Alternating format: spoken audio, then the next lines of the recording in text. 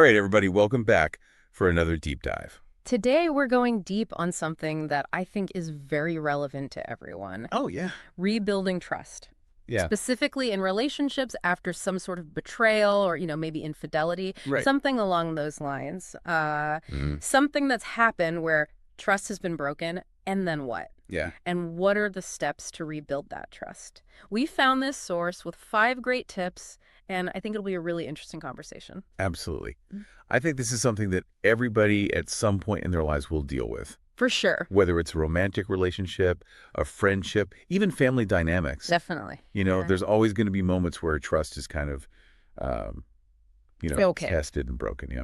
Yeah, so this source really emphasizes that it all starts with acknowledging the hurt. Yeah. So I want to get into that a little bit. Because I think some people, when they're the person who's done the hurting, they're very quick to jump to an apology. And this Right. source says, no, hold on. Yeah. The first step is actually acknowledging the hurt. Absolutely. Yeah.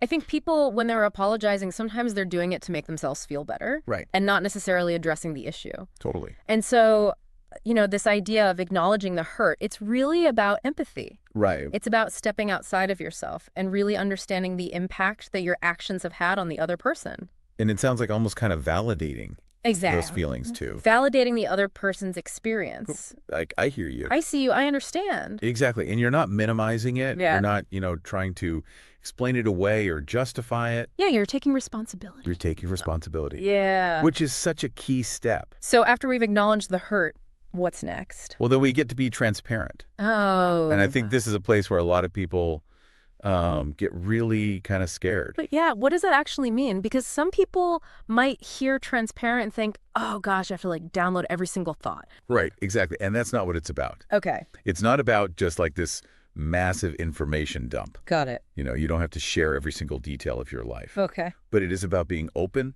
and honest in a way that feels safe and appropriate for this situation. So it's like being strategic about what you share. Exactly. It's like choosing vulnerability. Ooh, I like You're not just throwing it all out there. Yeah. You're being intentional. So what would be an example of choosing that vulnerability? Well, let's say, for example, someone's trust has been broken Yeah. because of something related to, maybe like their partner's schedule Okay. or like where they're going or who they're seeing. Right.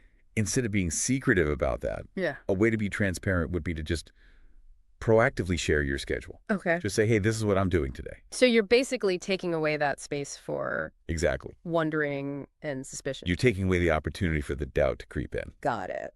That makes a lot of sense. Yes. So we've acknowledged the hurt. We're being transparent. What's number 3? And number 3 is showing consistent behavior. Okay, and I think this is a big one Huge. because so often when trust has been broken, we try to do these grand gestures to Yeah. prove that we've changed, but really this source is saying, no, it's not about the grand gestures at all. It's about... The little things. Yeah. The everyday consistency. Right. It's like, It's like that saying, actions speak louder than words. exact. And it's about showing up over and over again in a way that's reliable and trustworthy. So, for example, instead of buying somebody a big bouquet of flowers Right. after you've done something that's hurt them, Yeah, it's more about just showing up for weeks and months exactly. and being that consistent person. It's about the follow through. It's Yeah. about doing what you say you're going to do. Okay, I got it. So consistency is key. Definitely. That makes total sense. What about number 4? Number 4 is allowing time for healing. And this is so important because I think a lot of times we want to rush the healing process. Right. We want to just get over it and move on. Yeah, let's just put this behind us. Exactly. But that's not really how healing works, No, it's not. especially when we're talking about emotional healing. Right. And I think it's important to remember that healing from betrayal, it's not linear. Okay, well, what do you mean by that? It's not like a straight line from point A to point B. Got it. There's going to be ups and downs. Okay. There's going to be good days and bad days. So what are some of the maybe stages that someone might go through? Well, initially, there's often this shock and disbelief, Yeah. wait, what just happened? Yeah. And then you might move into feelings of anger and sadness and hurt. Cool. Then as you process those emotions, there can be a sense of understanding and acceptance. Okay. But it takes time. Yeah, and you can't rush it. You can't rush it. And I think it's also important to remember that both people are healing. Absolutely. Right. The person who was betrayed needs time to heal. Yeah. And the person who broke the trust also needs time to heal and to grow and to change. I think that's such a good point that often gets overlooked. Yeah. That the person who did the hurting also needs that space Yeah, for growth. absolutely. Yeah.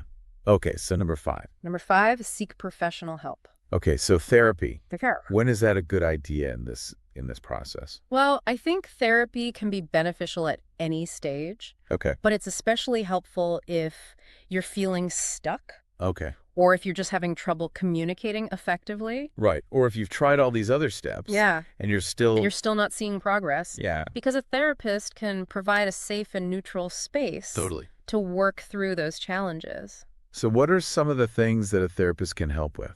Well, a therapist can help you understand your own emotions. Okay. They can help you identify any underlying patterns or issues that might be contributing to the problem. So maybe like communication patterns. Communication patterns, Yeah, yeah. yeah. Or maybe even past experiences that are informing how you're reacting in the present. Yeah, it's almost like a therapist can help you create like an emotional map. That's a great way to put it. Right. Okay. Of, okay, where do I want to go and how do I get there? Exactly. And they can help you navigate that. They can be your guide Yeah. on that journey. Okay. So we've gone through all 5 steps for rebuilding trust. We have. What an amazing deep dive. It really is. So just to recap, acknowledge the hurt, Be transparent. demonstrate consistent behavior, Allow time for healing. and seek professional help. There you go. I think this has been super valuable. Absolutely. I'm sure our listeners are going to get a lot out of it. I hope so. But before we go, I want to leave everyone with a final thought. Okay. We've been talking about this in the context of romantic relationships. Yeah. But how can you apply these principles to other areas of your life? Ooh, that's good. To your friendships, your family dynamic? Right, because trust is important in every relationship. Exactly. So think about that. How can you use these tips to build stronger, more resilient connections in all areas of your life? That's it for today's deep dive. We'll see you next time. Bye, everybody.